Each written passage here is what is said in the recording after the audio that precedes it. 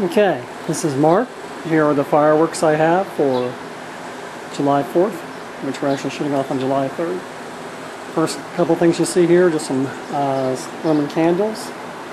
There's my propane torch and my fire extinguisher. And then I have about 21 little 200-gram cakes.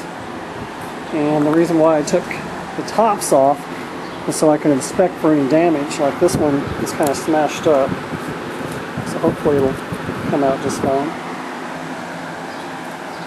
And then I've got 84 or 86 shells to launch. And each one of those I had to hand wire to fuse them all together.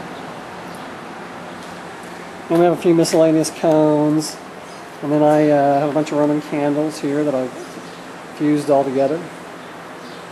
And then we have the big 500-gram cakes.